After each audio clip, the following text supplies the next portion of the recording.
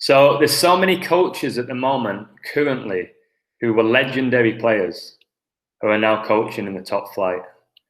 And many people will say, well, they were amazing players. A lot of them were leaders. They have a lot of knowledge of the game. Listen, pretty much all pros who played the game have a knowledge of the game. Do they have leadership skills? Well, a lot of these players wasn't captains. There's a few of them who were leaders, but a lot of them wasn't captains. I believe certain players, certain individuals are given certain roles because they are the masters of manipulation. So Zinedine Zidane, okay, legendary player, French, although he's Algerian. He coached Real Madrid to 3 Champions Leagues in a row. Okay, is it because he's a phenomenal coach, or is it because the script was for him? You just see him stand there looking cool, looking stylish. He doesn't really do a lot of coaching. And he's been through so many rituals as a player as well. If you think about, well, he's won the World Cup, he's won the Euros, he's won the Champions League as a player. He scored that penalty in the final against Italy. And remember, he made his name in Italy with Juventus. And then he headbutts the Italian centre-back, supposedly who said that his sister was a whore, Materazzi. So yeah, Zidane comes in really with no coaching pedigree, and he's able to win 3 Champions Leagues in a row, which is pretty much unheard of. So I think Zidane's just a massive Jesuit. And you've got Andrea Pirlo. This guy is now coaching Juventus, by far the best team in Italy. They've won the last 9 Scudettos, which is the Italian league. He had no coaching experience other than coaching Juventus's under-23s for a few weeks.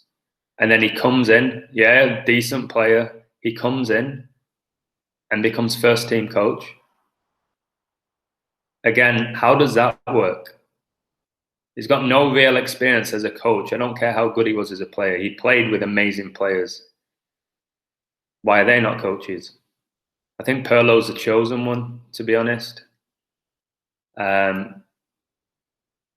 will be discussing him a little bit later in another video. And then recently I've just seen Maurizio Pochettino, Pop, has just become the manager of PSG, another 3-worded abbreviation, because this is a Jesuit club. Told you, Paris, France is the home of the Jesuits. And he comes in, he was an ex-player of PSG. He was loved by the fans, and now he comes in. And by the way, they get rid of the coach who took them to the Champions League final last year and lost 1-0 to Bayern. Just get rid of him. Because a lot of the time, it doesn't matter how well these coaches are doing. If the time's up with the numbers, or there's another guy coming in with better numbers than him or a better narrative, they get rid of them. So, yeah, Pochettino. People say, oh, well, he never won a trophy at Spurs. Listen, he got them to the Champions League. He consistently got them in the top 4. But again, it's not because he's a good coach. It's just the script that he had while he was at Spurs. I've got a really good decode on why Spurs got to the final, why they got beat by Liverpool. I'll do a video on it. If you remember their game against Ajax, where Lucas Moura scores a hat-trick, last-minute goal to get them to the final, it was just outrageous, to be honest. Again, look back and watch these highlights. Then Frank Lampard. Oh, Frankie Lampard. Chelsea legend, got the most goals ever from midfield. Again, some people called him Fat Frank. I remember an interview with his uncle, Harry Redknapp, another guy who was a manager. His uncle came out when Lampard was like 18 and said, Lampard is going to be one of the best players ever. And everyone were laughing at it. It's like they knew then what Lampard's script was, where he was going. Terry, no doubt, will become a coach. I was shocked that he's not the assistant, to be honest. I know he's the assistant, I think, at Aston Villa. But I'm sure he'll get his turn at Chelsea at some point. Because that's what happens. These are masters of manipulation, the likes of Lampard, Pochettino, Pirlo, Zidane. masters of manipulation, have these amazing careers and become coaches. Again, they know how the system works and they mastered it as players, so they get the opportunity as a coach. Ole Gunnar Solskjaer definitely wasn't a leader. Okay, he was a fantastic player at Manchester United. He, of course, got the winning goal against Bayern Munich, pretty much the last kick of the game. So Man United could get the treble. Yes, the treble. After Sheringham scored, they got a couple of late goals, didn't they? Sheringham and Solskjaer. He was not a leader. He comes in at United. People just abusing him. But again, this year, I believe he's going to finish second behind Klopp. And there's many reasons for that. He's done well in cup competitions, but he's yet to win a trophy. He seems to get to a lot of semi-finals and then choke. I don't know if that is his script as well. He does well in these cups and then chokes at the end. We'll see how he does against Man City in the League Cup semi-final. So yeah, another one, Solskjaer. Again, how he got the role, I don't know. He came in and he did really well, but why he even got the opportunity in the first place? He coached Cardiff and got them relegated. Then he coached a team in Norway. It's like, and he's come into the biggest club in England, arguably. I know recent times they've not won a lot, but they're still probably the biggest club. Look how he's wearing the Vodafone as well, which has 3 6s in it. Again, the silent assassin, they call him. Yeah, very sneaky, very cunning Solskjaer.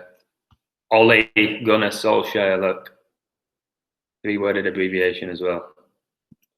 Ronald Koeman is not doing particularly well at Barcelona, but he was a legend as a player. As far as I'm aware, scored a winning goal in a European Cup final for Barcelona.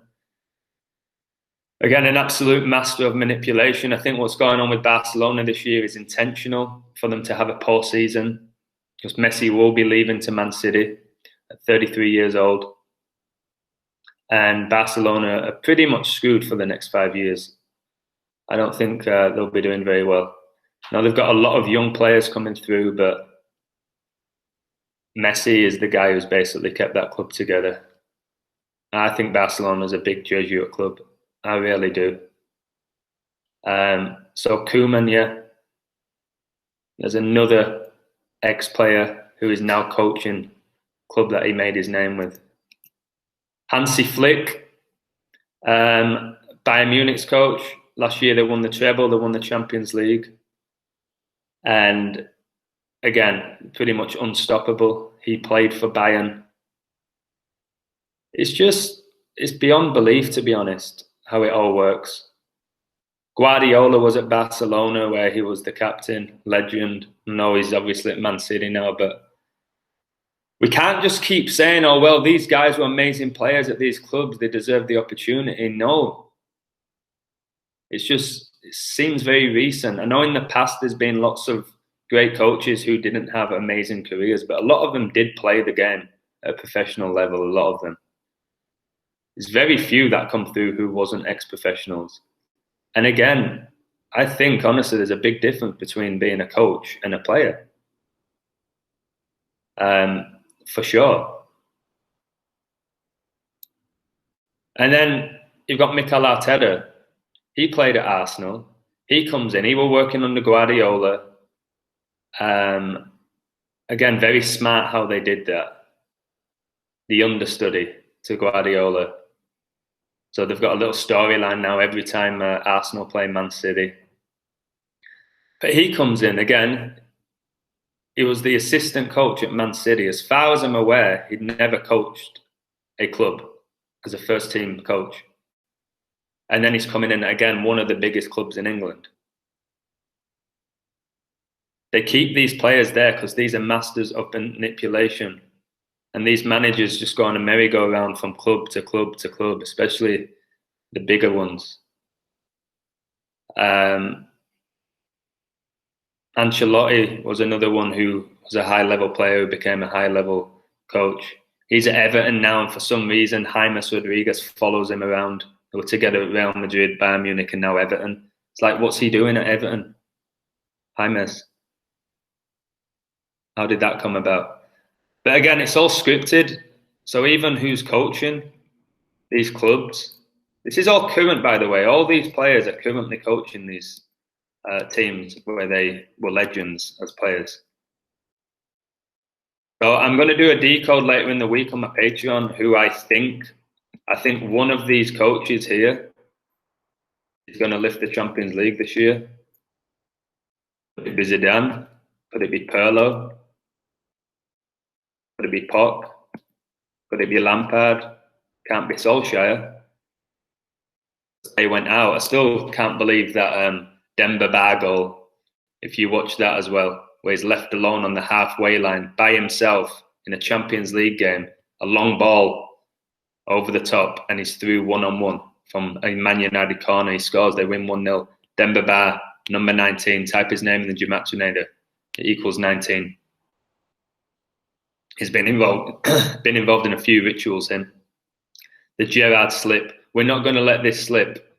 Gerrard slips. Who scores? Demba Ba for Chelsea. And the whole racial controversy in Paris. Who was involved in that? Demba Ba. Keep an eye on that clown. Could it be Koeman? Doing terrible in La Liga.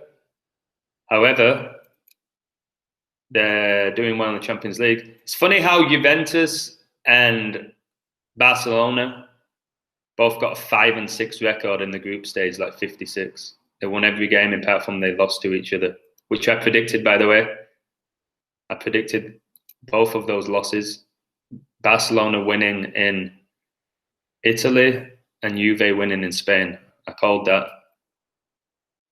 It's going to be PSG against Barca, so interesting to see what happens there. If you remember the ritual between them a few years ago, basically PSG were 4-0 up and then go to the new camp and get beat 6-1, whatever it was. Some controversial penalties, last-minute goal again. It's all scripted. Or could it be Hansi Flick? It could go back-to-back. Back-to-back equals 201. It also equals 66. And it's the 66th edition of the European Cup final. There's a chance. And this guy is not even close and didn't even qualify for the Champions League. So there you have it. It's all sick. This Premier League, the Champions League, basically professional football is a corrupt organisation. And I'm going to do all I can to bring it down. So have a wonderful day. And keep an eye on these scripts, and hopefully you can identify them and win yourself some money. This isn't all about money, guys, especially for me. I want to get the truth out there. If you can win money along the way, definitely. Again, in my Patreon, if you sign up for $5 or $10 over the month, you will definitely make that money back and more. You just have to be patient. You can't expect every bet to come in. It doesn't work like that. But these championships, and if you get on a team with decent odds, and you're patient and it comes in, you make all your money back there in one bet. Don't bet what you can't afford. Okay, don't let the outcome determine how you feel. Okay, if you win, great. If you lose, whatever. Just see it as entertainment. If you're spending $5, $10 and it loses, just see it as buying a couple of beers. You know what I mean? Or buying yourself a coffee. Do not be spending your whole wage on gambling. Okay, because that's what these masters, these Jesuits, these Masons want you to do, because it all goes in their pocket. Anyway, take care. Peace out.